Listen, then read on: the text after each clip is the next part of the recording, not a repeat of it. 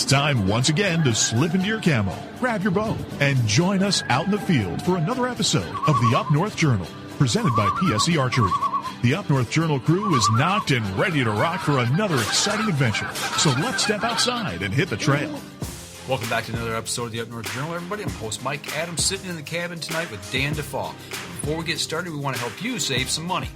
That's right, folks. Don't forget to use our promo codes to save that money. And let's start off with buckbaits.com. That's right, the brick and mortar store of Buck Baits down at Sterling Heights, Michigan at 15 and Dodge Park. Go over there. If you're on the website, buckbaits.com, use the promo code UNJ20. That will get you 20% off your order. For those of you who are looking for Easy Cut products, make sure you go to easycutproducts.com. And when you're there, use the UNJ promo code UNJ15 off to save 15% off your order. And let's not forget Lincoln Roan over at packermax.com. It's never too early, never too late to think about the Packer Max. Go on over to packermax.com, use the promo code UNJ25. That'll give you $25 off your order over at Packermax Outdoors. For those of you looking for some new firearms and firearm products, make sure you go over to the islandarmory.com. While you're there shopping, use the promo code UNJ10 to save 10% off your order there. If you shot that bird of a lifetime and you want it mounted, don't forget Troublesome Creek Taxidermy.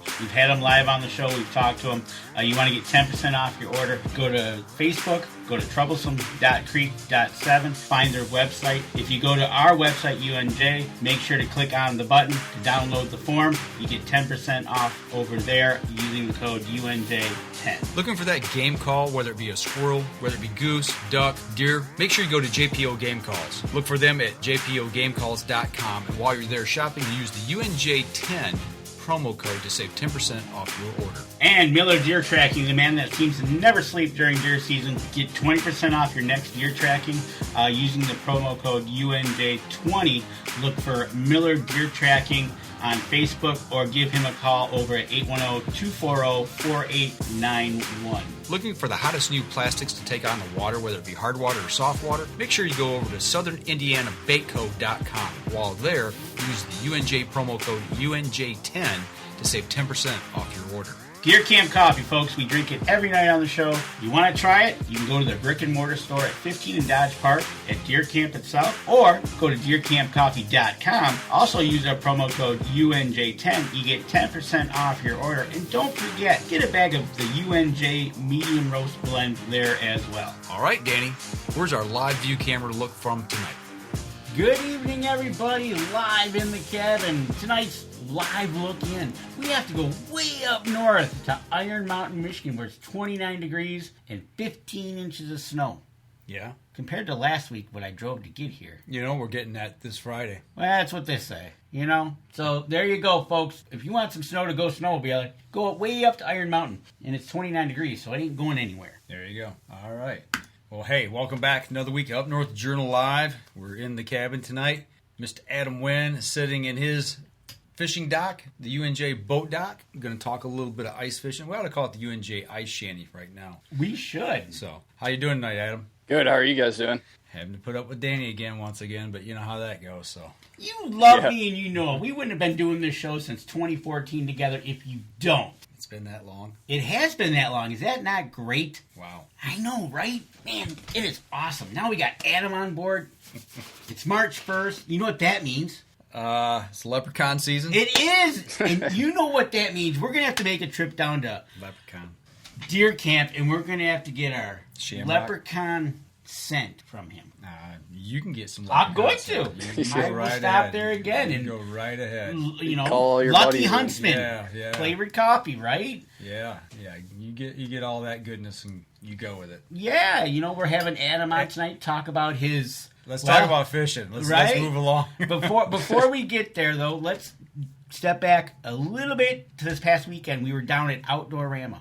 You and Adam were. Yes, you know, and it was a great time. Adam got to meet Tim Andrews of Rush Outdoors. Yeah. What'd you think, man? Yep. Good time? Yeah, he's a cool guy. Yeah, we went out to dinner with him. It was definitely a pleasure talking with him. Definitely a cool guy to talk with. So Got to meet Lance, so that was cool. Talking with Lance, seeing all his new jigs and plastics. So definitely a good time down there. It's very busy, so good to see. Did you guys go down Thursday for Big Buck Night? No, we didn't. We heard it was according to a few people we talked to, it was pretty busy all 3 days that we were there. We were there Saturday night.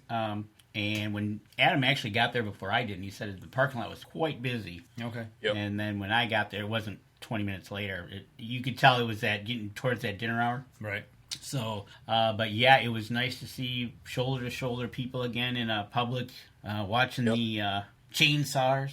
What was the big draw down there? What was going on this year? I mean, obviously, Big Buck Night's a big thing on Thursday night, but I mean, was there anything that was one thing that really stood out in your mind that was like, this is what we had to come down for? I mean, I usually just go down there to check everything out. Nothing in particular, but, a lot of people go down there for those seminars. They got that big log cutting thing, so a lot of people go down there to check that out. But they had a lot of good vendors down there. Got a big selection of boats, so pretty much everything you're looking for. Did you pick up a new boat for Team Up North Journal? I was looking at some. You can do that anytime you'd like. I mean, we'll be happy to help you out with that. We'll you spend a cool $20,000, you get you a nice boat. There you go. Right, and it's. I wish they would bring a little bit more campers. They got pretty good amount of boats, but I wish they'd bring in some like campers, kind of like what they do down at the Indy Show. Yeah, the Indy Show was actually this weekend. It was. Mark was down there and with Antler King, and he saw some friends. Saw Lincoln Roan down there, but it was good. I think everybody was just enjoying getting out. Got that little sniff of the ices, and they were all hitting the fish and tackle areas for sure. They were just they had their bins out and people were just going at it. So but good time. It was.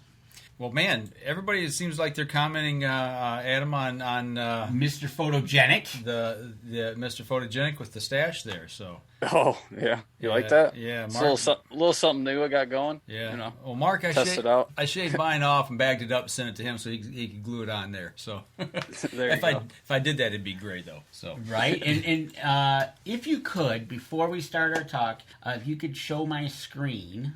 We had Denise Peterson from Raised Outdoors on last week. Mm-hmm. But being March 1st, the auction we talked about last week is open and running. It'll be going from now until March 5th, which is Sunday, at 12 p.m. Central Time. Okay, and this is money to be raised for Raise It Full Draw, and they bring kids into different camps in 6 different states. And just basically teach them hunting, woodsmanship, survival skills, things of that nature, and get them really set up for bow hunting. So we really appreciate them doing that and reaching out and getting kids into the outdoors. So absolutely. So, well, we've hit March 1st, and how many more fishing trips does Adam think he's going to have that's going to be on hard water? Going up north this weekend, so this is going to be the last trip on the ice for sure. But after that, I'll be back out, fishing the open water for sure. Yeah, right before the show, you were already talking, getting plans to hit the Saginaw River, doing some jigging for walleye there. Yep, I might even hit the Detroit River. I don't know, jump around, experiment. I've never done it before, so something I want to try and learn. So. You've been talking to Mr. Valentine again, haven't you? A little bit. He had those. I was able to, when we were there in his booth talking to him, able to look at those jigs that he had. Really neat how he designed them to be able to stand up on the bottom. On the bottom of the river. Engineered it to do that. Yeah, it was in the current. Cool. So yeah, in the current. Yeah, that's a big thing. You got to have a certain weight to be able to do that. So yeah, especially in that current up on the Saginaw or Detroit River where he's mainly at. That's the one thing that got me. That one time, before the show we were talking about, and I was on the Saginaw. We were doing some February ice fishing, me and a group of guys. And, once you get the hole drilled and you're sitting there and you drop your line down, it's amazing how quickly that current took that line and got it down to the bottom. But, I mean, it really, it's pulling. And that's what kind of gets me is all that current you think would eat away at the bottom of the ice. You would think, right? But yet. But it was 9 below that day, so I don't think there was it was making ice. It wasn't. Yeah, I'd say if it was a little warmer out, it'd definitely start eating away for sure. Yeah. You've seen it on all that warm water coming in there, definitely not good. So you've seen it on the cameras at your work, where one day it's there and next day it's gone. Next day, it's all gone, right? And we're gonna start to hear the stories. If there's any ice flows out there, they'll be plucking them off the ice. I don't think there's too many ice flows left. No, I don't think there really is. No. So, with this weather being the way it is, Adam, do you find it more risky per se? Like this week, for instance, right? I think today was 50. Yep. Yet Friday we're going to have 48 inches of snow, right? Which isn't good for ice. But then again, Monday we're back up into the 40s. So any ice is going to be unsafe, isn't it? So, I mean, anything the lower half of Michigan, any ice is pretty much non-existent or unsafe for sure. I'm going pretty far north, not going over the bridge, but there's a lot of safe ice under the bridge and over the bridge still. It was 36 up there today, so nothing crazy as temperature. But it's always, you got to keep an eye on the weather, keep an eye on the conditions. That's a big factor. But yeah, first ice and last ice are definitely going to be your most dangerous times out there, especially around like your river mouths and everything like that. Your access points are all going to get beat up. All that ice is going to start, breaking up and getting thin. So definitely got to be a lot more cautious out there for sure. So when were you up in the UP? Was that last weekend or weekend before last? 2 weekends ago. 2 weekends ago. Well, how much ice were you guys sitting on there? We're sitting on a good 10, 12 inches of ice up there. Okay. So. And what are you expecting where you're going this coming weekend? About 10 inches of ice still. Yep. Seriously? Okay. I didn't think there'd still be that much up that way. Yeah, I mean, in the UP, they're still calling 20 inches up there. So just all depends on where you're going. All right. So, looking ahead at that, if you're thinking about going up, you guys were up near Little Bay De Noc. Where would one call or a good place to get information on ice conditions up there? For Escanaba, Little Bay De Noc, Blades Bait and Tackle is going to be your best bet. He posts daily reports on it, so that's going to be your best bet on, the most accurate safe ice. He's definitely the go-to guy for reports up there. Okay, so get all your local bait shops in the area you're going to. Gotcha. Exactly, yeah. Any lake, any bait shop around any lake is going to give you the best information on ice. They'll even give you a fishing report, what people are catching, what's the hot lure and stuff like that. So when you get towards the end of ice season, and you're up there, you're making your last pitch run to get up on the ice, or right before it gets too dangerous to be out there, is there anything where you switch up a tactic, or you switch up your technique and things that you present, or the way you fish, in a late season? There's a little more tactic to it. I mean, you can target the same areas you would, mid-season or early season as well. But those river mouths, like I said, that's kind of something you want to stay away from. But a lot of those fish are going to start moving towards those river mouths. So if you can find, some good spots around a river mouth, it's going to probably be your better option for late season. So. Gotcha. Okay. And wind conditions, do you see prevailing winds switching up, getting to this time of season, or are they just kind of all over the place? Pretty much all over the place at this point in time. I mean, when we were up there in Escanaba, they were north winds the first day, and the next one they were straight out of the south, so they can switch pretty quick up there. So as we get later now into the ice season, which pretty much will be over here quicker than we can say ice is gone. Does the technique change? Are the fish changing with the days getting longer, days getting warmer? Yeah, like I said, the fish are definitely starting to move up towards the river, so they're going to start feeding a lot more. They're trying to put on the weight. They're going to be putting on a lot of energy getting up into the rivers and spawning. So, yeah, their feeding patterns are going to increase definitely at the late season. So you got to move. You got to move with the fish, right? Find the fish. Be active. Don't be afraid to move. I was just if you're not on fish, move. Yep, it's a big thing. How long do you give it? Like you said, if you're not on fish, move. How long do you give it per se? You head out, you drill a hole, you sit down, and you wait. How long? I don't know. There's a couple things that go into it for me. Early morning when I get out there first set up, I'm probably just going to sit all morning just because I'm just going to, fish through that full bite window. But if I'm not marking any fish by probably 8:30, 9 o'clock in the morning, I will probably start moving around. That's another thing with a fish finder. You can, you're seeing fish on your fish finder. If you don't have one, you don't know what's down there. So having a fish finder definitely helps your percentages of catching fish. So, but evening times, same thing. Get out there 3:30, 3 o'clock, drill some holes, try to find some active fish. That's a big thing. Try to get on some fish quick. But yeah, definitely don't be afraid to move. If you're not marking fish, it's an hour or so, you got to move. So Gotcha. Well, the last time you were up there, a couple weeks back that we're talking about, you did not do too bad. You got a fish we're showing right now, the one with the sunset in the background, or rise. Okay. And yeah, that's my personal best one. So that was a good morning for sure. And how big is that one? That was a 26-incher. 26 inch. Did you happen to have a scale you could weigh it on? My scale wasn't working, but me and my buddy think it was probably 7 to 8 pounds. So Okay. she was pretty fat. She did go back in the water, so she was all full of eggs. That's what that belly was, all eggs. So. Okay, so along them lines and thinking, we know we go up, we fish, we catch fish, we cut heads off, we eat them. That's part of the game and what we do and why we go. It's not the only reason we go, but when you get a big fish like this and you put it back, give us your reason for putting them back. I already know what it is, but for those that don't know, and at what point do you say this is one that's going in the frying pan and this one's going back in the hole, as far as the bigger fish, not the smaller ones?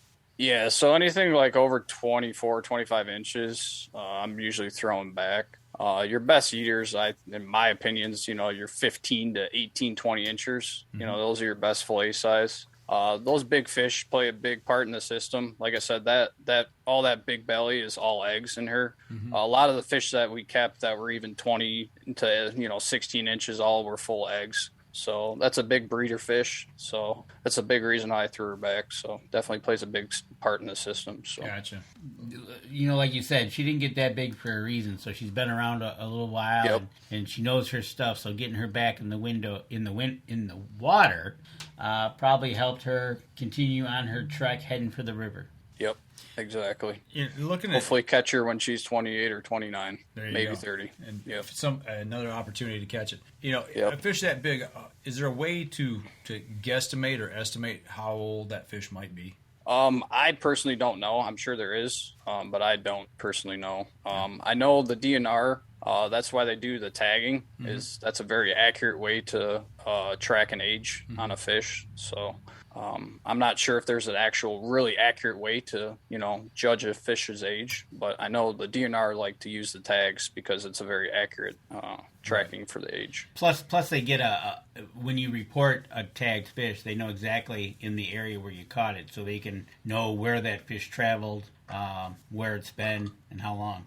Yep, exactly. In looking at that, isn't there certain waters at certain times of the year that fish would be out of the slot limit? So on Little Bay, you can only keep one over 23, and everything else has to be 15 plus.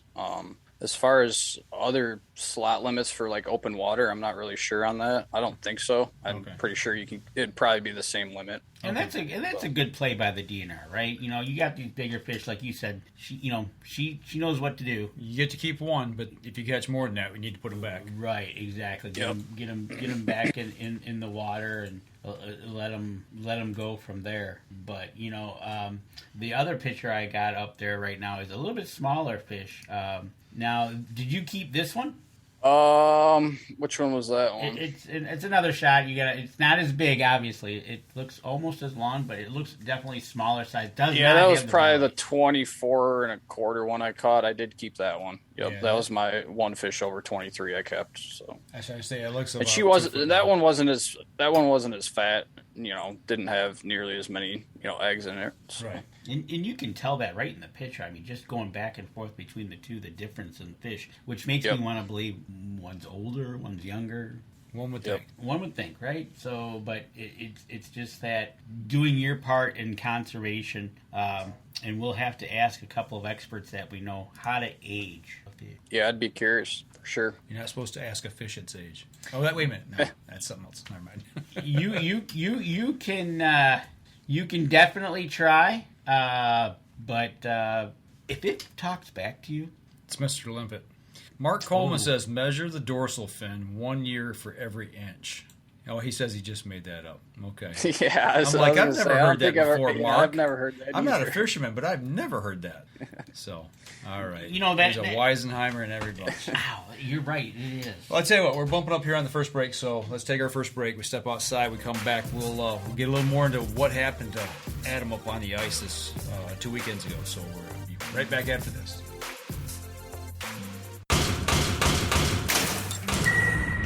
PSE Archery has reinvented the way you buy bows.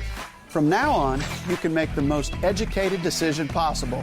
By basing your bow choice specifically on your shooting needs and goals. All you need to do is ask yourself, what kind of shooter am I? What do I want to achieve? PSE will help find the right category for you. So, what kind of shooter are you?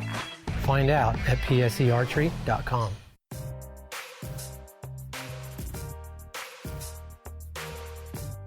Welcome back, second segment of the show. Hey, pull that the picture of the big one back up again, if you don't mind. Let me go right over there. I want to go back to something. All right. So we're going to throw this picture up. It seemed like I saw this on the internet, and it got quite a bit of buzz going. What happened with this, Adam? Oh, yeah. I don't know. I sent it over to Visit Escanaba. It's like a tours page. Mm-hmm. They ran with it. They were pretty happy I sent it to him. And he took it and ran with it, and it did pretty good for him. So I sent it over. A UP sensation. Yeah. Adam Winn. He's so famous now, he's got to grow a mustache to be incognito. There you go. Yeah, I'm getting my up north look going. There you go. Yeah. He's going to have to carry a Sharpie with him in his back pocket now and start signing autographs. Everybody's going to know him. Right? That was a great pick, man, and a nice fish. Yeah. It was definitely a lifetime experience. I'll never forget that for sure. So tell us about catching that fish. Yeah, so we were in like 30 some feet of water, and the water was gin clear. I could see all the way to the bottom.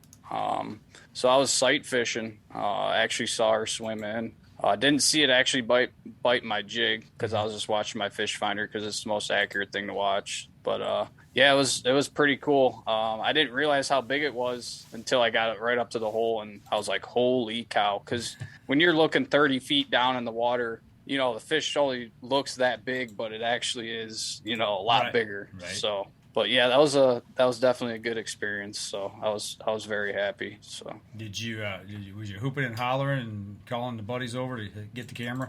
Yeah, definitely. Yep. Yeah, I was definitely excited for that one. Definitely yelling. So. How long did you keep it out of water to get the picture? Because I know they're pretty viable, but you try to get them back in as quickly as possible. Yeah, especially if it's super cold out, you definitely want to get them back in your shack. That was a beautiful morning out there. It was probably like 35 degrees. Mm-hmm. So, but she was only out of the water for about a couple minutes. Okay. So definitely want to get them back as quick as you can. You know, get your pictures, get your measurements, wait, and then throw her back. So gotcha. You know, you got a picture of that sunrise that morning, and it definitely looked beautiful out there. How thick was the ice you were fishing on? It was about 10 to 12 inches. Okay. So, did you see any cars, any vehicles, four-wheelers, anything out there with you? On the part we were fishing, there was no vehicles out there, just sleds and quads out there. But south of Gladstone and north of Gladstone, there was big 4x4 trucks out there all over the place. Where you were at, did you have to deal with any pressure cracks or anything like that? Crossing any holes? Yeah, we had a couple pressure cracks we had to cross both days. So Saturday, they got kind of nasty for us. It got pretty warm up there, got up to about 40 degrees. So those pressure cracks kind of started getting messy for us. So that's why I don't do big water, man. No, sir. Yep, you got to be careful for sure. Like I said, there was a lot of people out there fishing. So if you know what you're doing and take the precautions and take the time to get out there and don't rush to get out there, you know, you'll make it out there safely. So Making it out there safely and getting back can be two different things depending on where you're at. Exactly. You know, Correct, yep. Another picture I got up, it's now, looks like it's in the afternoon. You can tell the wind's been blowing a little bit. The ice is clear of the snow, but, you know, it's amazing how one day you can look at this picture and go, wow, I can see some ice fishing shanties out there. And I was up there last year at February, and one day it looked like this, and the next day it was all gone. Open water? Open water. Yeah. Yep. Kind of ruined my plans to go ice fishing. Yeah, it can change quick up there for sure. I know the weekend we were up there, that week after, the part that we were on was no longer safe after the warm-up they had up there. So all those pressure cracks got pretty bad. I know they are back out fishing where we were, but there was probably about a week or so that it was unsafe for sure. Gotcha. So, got to know what you're doing. How was the fishing overall for you guys? How good did you do? What'd you guys catch? We did really good. Saturday night was our best fish, but we kept quite a few fish. I don't even remember how many we kept. We had a pretty big pile there. We didn't catch any limits, but we had a nice pile. So we got a picture up right now. It looks like it's in the evening. You've got 6 fish on the ice. Yep. Like you said, those 15 inchers, those are probably the best eaters, and it looks like it goes up to that one that was probably kept in the 20 inch somewhere in the range. Yep. But, you know. Yeah. So yep, was good fishing, eaters for sure. Was it fishing to you slow, or do you think it was doing well? So Friday was a little bit slower for us. We caught some fish. Then kudos to my buddy. He wanted to switch it up and go to a different spot. So we switched totally different directions. Went away from everybody. We didn't have anyone around us. And we ended up having the best fishing that night. So making that decision is like you go somewhere where people are not there, and it's yep. like you wonder, are you making the right move, or should we go where other people are, or is the pressure too heavy on those fish there? I mean, how do you make that choice? Yeah, I mean, every time we're out there, it's almost like a little argument we have. It's like, well, you know, we probably shouldn't fish here. We should probably go over there. It's like, you know what? And this time we were like, you know what? Let's just do it, and it definitely paid off. So, like I said, we didn't have anybody around us. And speaking of that, I got a picture of your buddy up. What size is that fish? I think his was over 20. I think that was probably 22 or 23. I'm not sure. I don't remember. His was over 20 though. Was it a decision to move, or was it you just or he got it where you guys were at? No, that was where we ended up moving to, and that's where we started catching them. So that spot we moved to ended up paying off. So there you go. When you have that argument and you start catching fish like that, you just go, "I told you so." Yeah, but who wins? Yep. Who wins that argument? Is it based on the prior argument the last time you were out, and who was wrong? I mean, that's what I want to know. All right, I got a question. So you're having this argument. Do you like volunteer somebody to go over there and try it, and if you catch something, call me, I'll be right over? Is that how that works? Sometimes we do that. This time we ended up just all going over there and moving. See, and it worked out for all of us. If I did that with Danny and sent him over there, he'd be catching fish and he wouldn't call. He's like, well, he sent me over here, so I'm not going to tell him. I would gladly tell you that I'm catching fish. Once he catches his limit. You get a couple on the ice, and then, send him a little picture or something. Be like, hey, you might want to move this way. Right, And then so when you moved, we have another picture up of a lady holding a nice sized fish. Again, on the move? Yep, that's the spot we went to. Yep, it paid off. Same spot. Yep. Wow. Yeah, that's my buddy's girlfriend. She's big into fishing too. So we all did really good up there. So definitely a trip to remember. So when you went wherever that spot was, yeah, and did you know exactly where you're going? Did you know what the structure was there? Were you looking for something specific, or were you just like, you know what, there's nobody over there, we're going to go over there and try it? My buddy actually scoped it out. He was looking more on that side of the bay. Like I said, he wanted to move that way, and then we all did, and it paid off. So using maps, underwater maps. Yeah, it's called Navionics. It's on your phone. It's just shows all your water depths and everything like that. And then your fish finders also have Lake Master chips on them as well. Gotcha. So at that point, what are you looking for? Are you looking for a shelf? Are you looking for structure? I mean, what are they looking for, at this time? I mean, obviously you said they're getting ready to spawn, come up the river, looking for the warmer water, what have you. But, is there is something that they're feeding on at that time that tips you off? So, yeah, now is going to be a lot different than we were up there. You're into March now, so a lot of those fish are moving up into the upper bay. So that upper bay right now, so north of Gladstone, is going to be super busy because all those fish are moving up into, you got Rapid River up there, you got the Escanaba River. But when we were up there, we were kind of mid-season, more towards the end of the season, not, very end of season. But we were targeting it more of a shelf, where the deep meets the shallow. Gotcha. So, but the last trip we went up there, we were fishing structure. So you can't go wrong either way, fishing structure or, breaks or anything like that. So, there's a couple good spots up there. So did the colors change that you were using to catch your fish? Is like day-to-day change? Well, no, I'm saying like when you went up a couple weeks back, right? And does the color change throughout the season? Would they hit something a different color in January? Would it change to like right now, March, when you go up this weekend? Is the color you're going to use changing, or would you kind of use the same color? No, you could probably use the same color and have the same success for sure. Okay. When we were up last time, we were fishing for bigger fish, and we knew we were fishing for bigger fish. So we were using a lot bigger baits, 7, 9 jigging wraps, big spoons, stuff like that. So, and every fish we caught between Friday, Saturday, and Sunday was over 16 inches. So every fish we caught was a keeper. So we were fishing for quality fish. So looks like it from the pile of 10 on the ice there in this picture we've got up right now. Yep. Yeah, that was a combined. So I think that was Saturday and Sunday morning. So gotcha. Right. Yep. Yeah, we did pretty good. Like I said, we had a pile of fish. So and you're talking about water clarity, that it was gin clear. Yep. When it's so clear, does that dictate a different color or size, or does it matter? So yeah, when you're fishing like a super clear body of water like that, I like some more natural colors because the fish can see really well, right? Right. You're fishing more murky, dirty water. Those bright, neon colors are going to be your go-to. A lot easier to see. So that water looks pretty clear. Did you always need to drill a double hole? Double hole.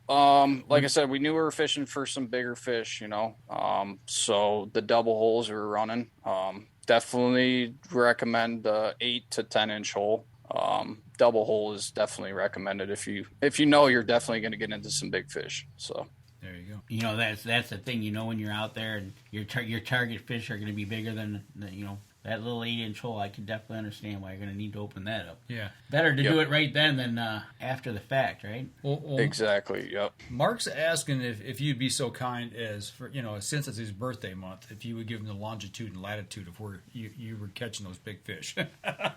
I'll tell him this: if he makes a trip up, I can get him on some fish. How about that? Oh, there you go, Mark. A birthday weekend. That's your invite. A birthday weekend of fishing up in Michigan. There Mark. you go.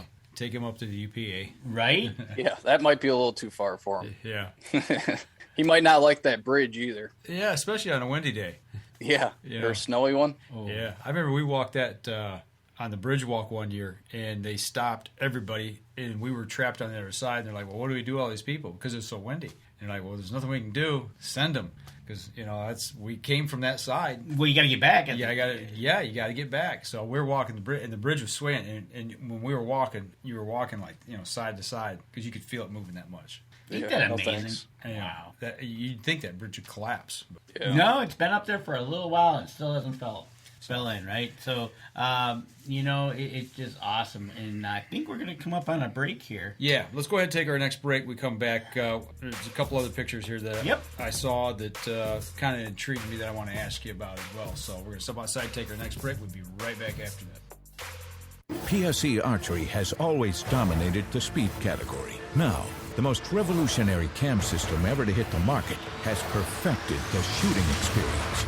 Introducing PSE's Evolve Cam System, featuring extremely high let-off capabilities and the smoothest draw cycle in history.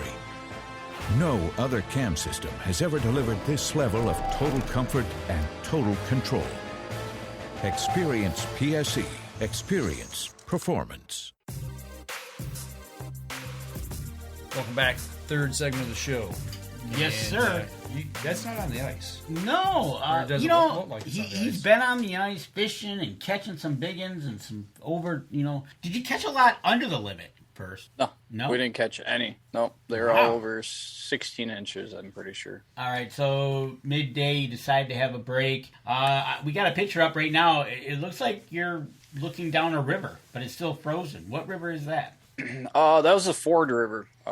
We went down there midday just to go check it out. It was pretty cool to see. Frozen solid. There was actually one guy out there fishing probably a good 2 miles, mile and a half out there. And that's straight on Lake Michigan there. And he was from Wisconsin. So Now the walleye are going to be heading for that river to head up that river for spawn? Yeah, absolutely. Any of those rivers they're going to be heading to. So there you go. That's one of those things, doing a little reconnaissance if he goes up. So yeah, Ford River. There's been some pretty big walleye pulled out of the Ford River. So when they come definitely up the good river size. there and the ice is off, is that river fishable from shore?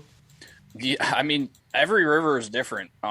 You got to watch your restrictions on that. The DNR's got some crazy restrictions on, river fishing. So definitely check on, the times of year they're open and not open. I'm not sure on exactly specific river times and stuff like that. So. Well, I think the biggest obstacle is going to be private land versus public land too. You've got to have access. So. Exactly. Yep. So, what's that, Dan? Well, after you catch all the fish, you got to do something with them, right? You gotta cut them up, and I'm assuming you brought some back, and you probably fried some up that night. Yep, I did. Yep, I fried some up when I got home. Absolutely. What's your go-to recipe for fresh walleye out of the bay, just like that? I've been experimenting with a bunch of different batters actually lately.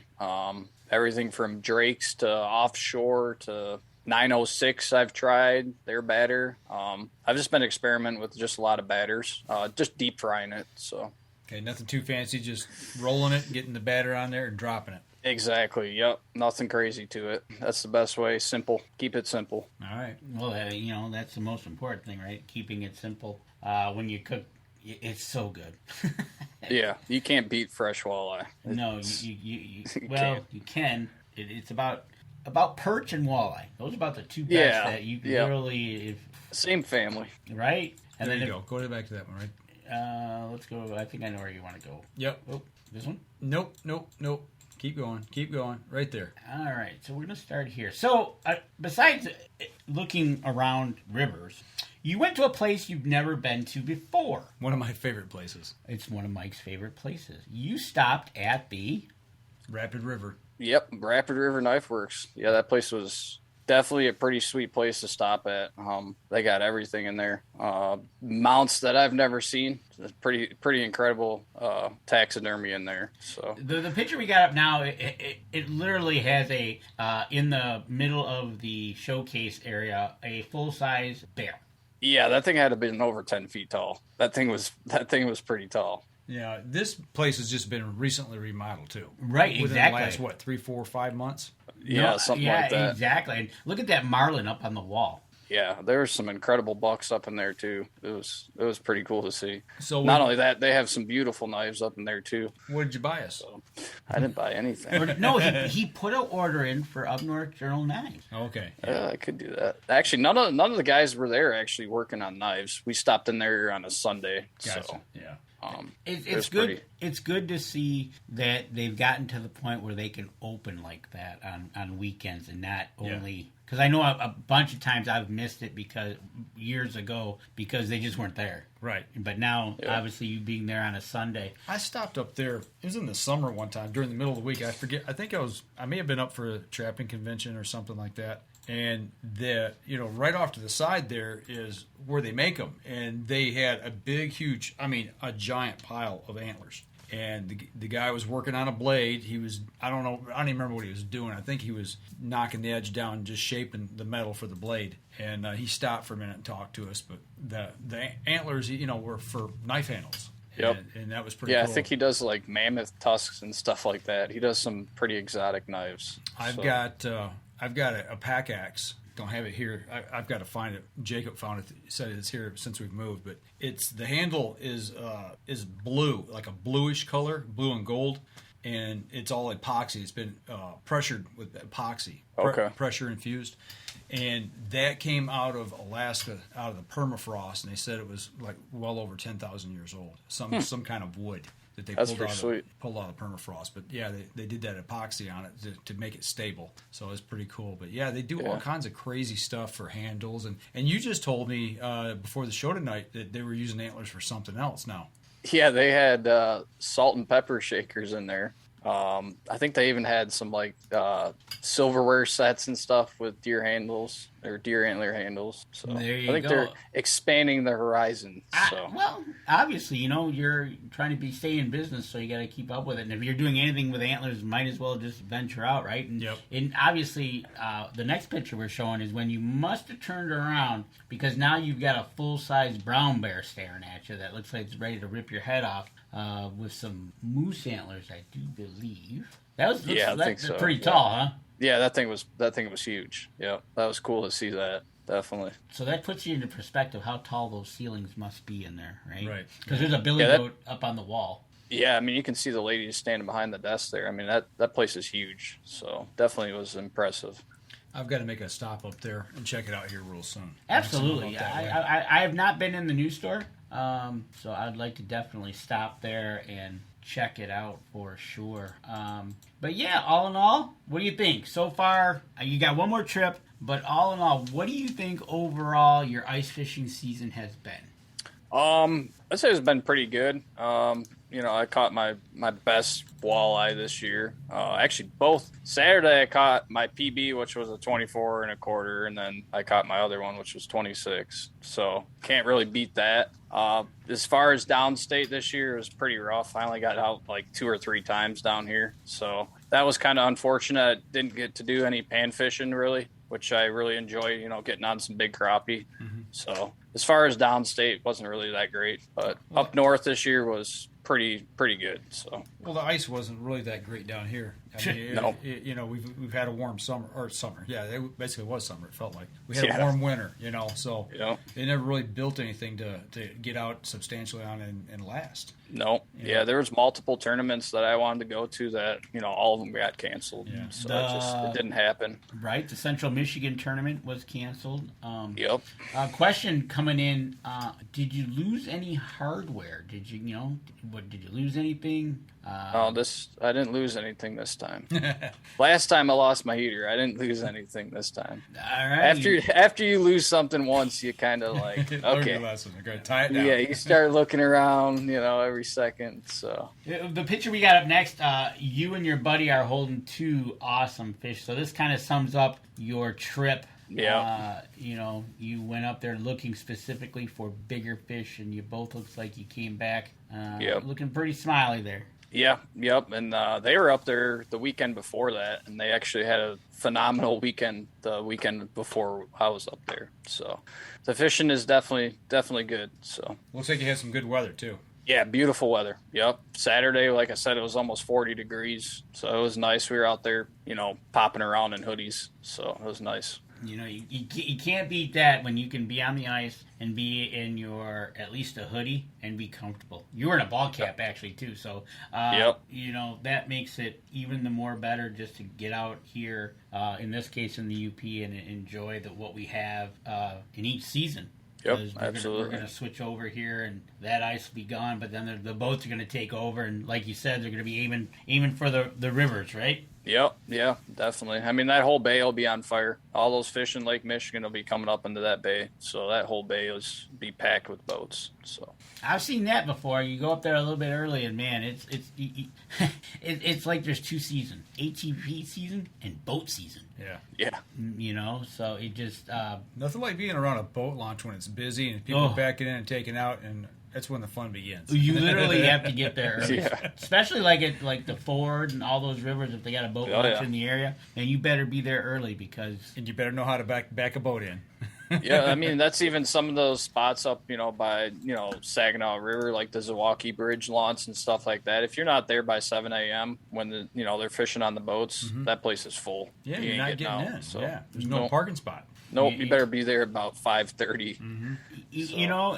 Kind of summing up Adam's season here, I think Mark's got it right. Need to talk to Mags to get you a signature line rod series called the Winn. There you go. Oh, yeah, that'd be cool. Right? You never know. Nope. Get something in the works.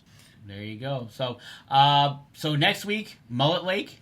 This weekend. Oh, yeah, this weekend. It's Wednesday already. Whew. Yep. Time's flying. So we'll talk to you a little bit about that when you get back. Hopefully you have a great some time up there. Hopefully it stays cold enough for you. I think it will. Ice is cold, yeah. Ice is good. Weather should be phenomenal. Fishing should be pretty phenomenal, too, coming into March here. So tactics pretty much the same there? Or is there... Yep, I'm going to be running the same stuff. So, and don't be afraid to ever switch stuff up. So I'll be flying through lures if I have to. There you go.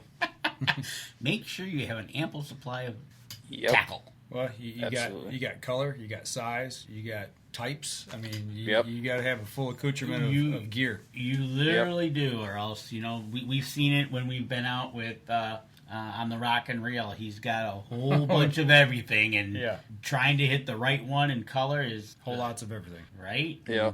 In the time he's always bringing a bag full of more on, right? New ones. Yeah. So trying to get that hot color or whatever it might be for that day, just like it is for ice fishing. Just like for Lance, right? He had all those lures and everything, and people were buying those up for jigging. And like you said, up on the Saginaw, Detroit River, they're going to be using those here. Open water, but as long as you can get a boat in, you're going to be using it. Yep, absolutely. I tell you what, let's go ahead. We take our last break. We come back. We got a couple of little tidbits we want to talk about as well, and we'll wrap up the show. So we'll step outside, take our last break, be right back after this.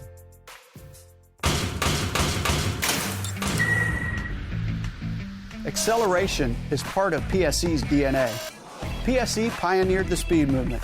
Now they've developed the vapor category to help you find the most powerful bows on the market to fit you. High speed equates to intense power and building the momentum you need to be successful. Are you a vapor shooter? Find out at psearchery.com.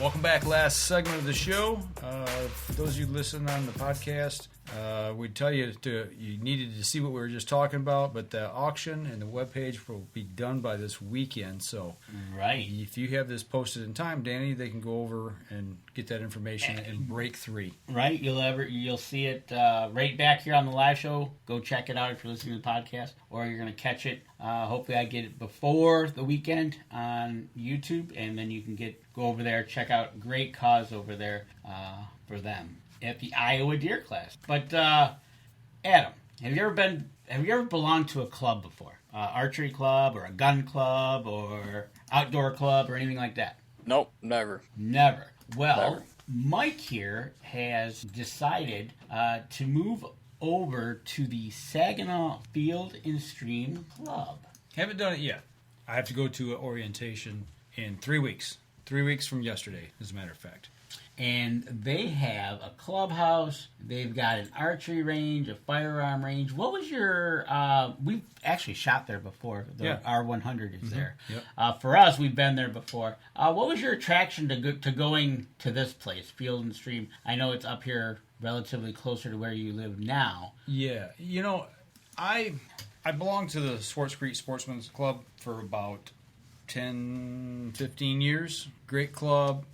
Private club, hard to get into. It took me 7 years to get in, and from the old cabin where I used to live before we moved in here, it was about 6 miles from the house. Very convenient, and it was not used very much. Right. There's only 80 members in that club, and that's all it would ever be. And I could go over there with the kids on the weekend and pretty much have the entire rifle or pistol range all to ourselves. So you never ran into a problem where you had to wait to shoot? Nope, never. Never did. And it was good. It worked for what I needed. But now that I'm a little further north, I'm like, right in between both of them. The Field and Stream that I want to go to, and then to the one that I used to belong to. You go ahead and leave it up, Danny. I'll go right back to it there. Yeah, hold on. Well, let me just take a peeky here.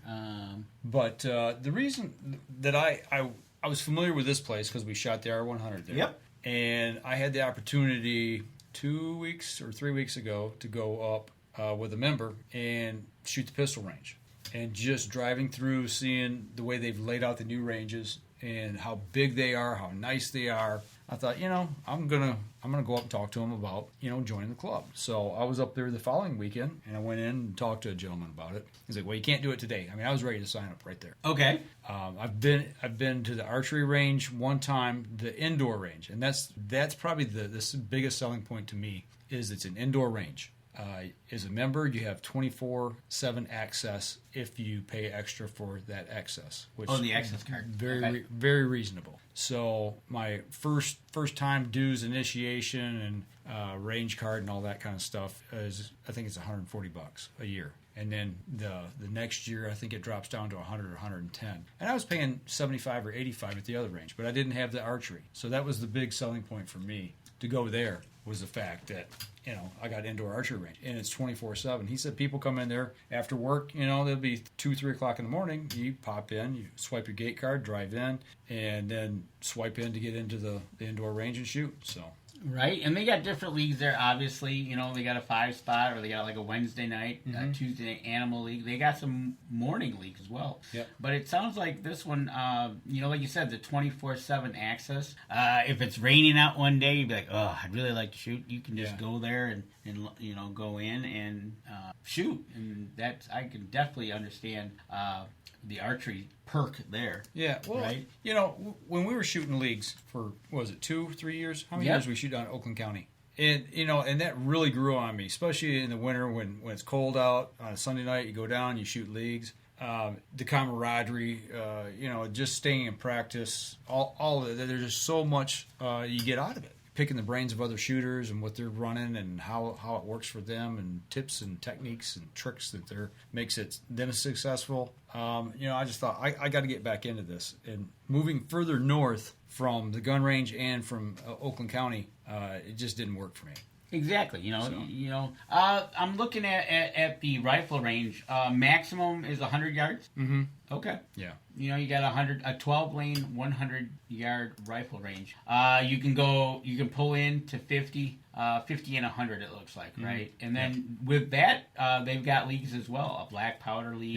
Yeah. They got a youth small bore league. Yep. Get the kids out there. I can see you. They got pistol. I do believe they have pistol leagues as well.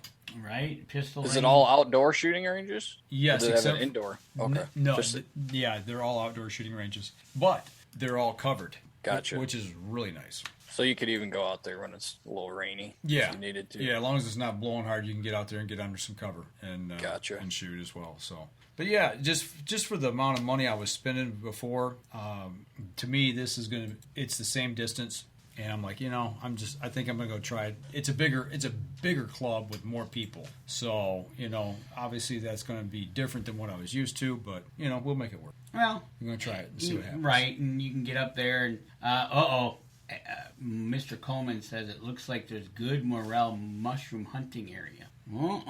Where's that? Up by the at the club? Right? I don't think I'd go out there wandering through the woods though. Well, I gotta, being in the archery range will probably be open. I've got a morel mushroom hunting outfit you could wear. You have a morel mushroom hunting outfit. It might look like a 3D target, but that's beside the point, right? Yeah, with antlers on top. Well, antlers, Sasquatch. There you go. See, Adam, you know where I was going with that. You get some Sasquatch scent from Buck Bates. Yeah. Right? You got to get that too, right, with the leprechaun. So he can pick that up with his leprechaun scent. Right, exactly. So we just wanted to kind of give a shout out to Saginaw, where Mike is going to be joining the club, it sounds like, eventually. And they got a lake you can do some fishing. I was going to ask, they got a little fishing spot? They do. Yes, they do. Nice. Lake. There you go. Vitek. It's a, let's see, real quick. They do allow fishing on it, except at the one end where Access is closed in the northern section of the lake because that's where the trap and skeet fields are located. There's actually signs. Gotcha. You just got to duck while you're casting. Right? So you can get out there and boaters, kayaks, dog training, fishing, several species of bass, bluegill, crappie. There's even catfish. But yeah, so it looks like a pretty decent sized lake. Yep. So.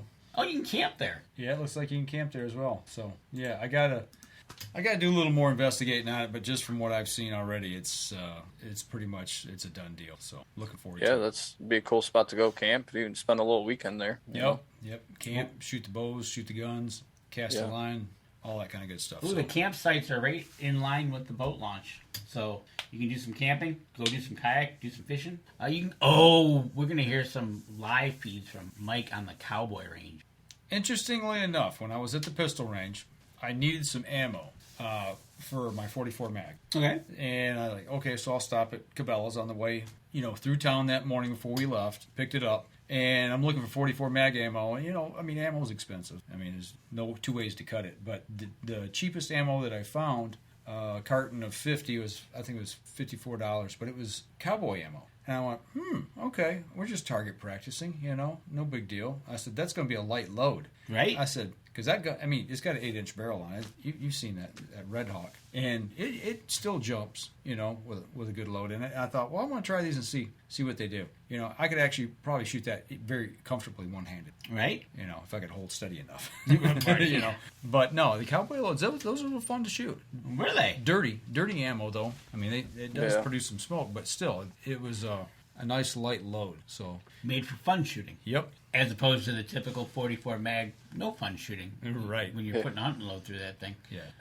But so maybe we'll get Mike to take us up to the place and do some shooting. Well, don't we know somebody that's a member up there? We do. Rob Yeah. Kramapi is a member there as well, which we're probably going to get him on the show here in the future, and we're going to talk a little bit about PSE, talk about the new bows, how they're doing, maybe try to get some inside info on whatever this takeover or PSE selling to this group is all about. Outdoor Heritage? Yeah, the Outdoor Heritage Group. It's a brand new group. This is their first major purchase, I guess. So it's going to be interesting moving forward, seeing how that all shakes out. Right. So. Is it relatively new, that place, or has it been around for a while? What's that? The club, the shooting range. Yeah, that's club. been around for quite a while. They just updated a bunch of stuff. Yeah, they just updated their shooting ranges, reconfigured and laid things out a little differently. But Danny and I I've shot 2 R100s up there. I shot one, and that was back, man. I want to say 2007 or 8 or 9, somewhere in that area. So it's been a few years. That R100 is a fun shoot, but man, if you're there at the wrong time, you are literally waiting in line at every target, and it's 50 targets. Depending on which side you go, it's either 50 North American or 50 African animals. It wears on you after a while because it's like, come on now, shoot. Just shoot already. Right? Yeah. So, but Adam, we got to get your bow set up, get you out there and get you shooting for this coming fall. I'm going to have to stop into Sunrise and check out some new PSEs. So. Right, and we'll have to check. Matter of fact, we'll have to get Sunrise on to find out how everything's going over there. I know I'll have to be stopping in there next couple weeks probably. I got some things I need to purchase for May. There you go. So, but anything else this week? Nothing this week. Are we going to talk about next week or not? Well, next week we were supposed to have an announcement this week, but things change. But we're going to have it next week. We got a new sponsor coming on board. Don't tell them. Just make it come back. We're gonna have some stuff to show off. Yes. Okay. There you go. Exactly. So there you go, folks.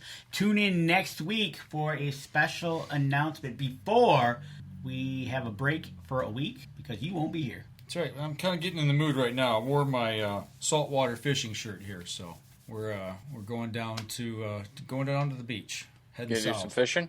No, the only thing I'm going to be fishing for is a place to put my feet in the sand. It's going to be there you go. It's going to be a much needed week-long vacation on the beach west of Gulf Shores, Alabama. We're going to be as far west as possible on that peninsula, right out by Fort Morgan. So we've got a place right on the water. I mean, walk out the back door, take about 5 steps, you're on the beach. So looking forward to it. There's no hurricanes between now and then. Please, no hurricanes. So there you go, folks. It's early in the season. I don't think there's any hurricanes. It is early in the season. So tune in next week. Big announcement here on the Up North Journal.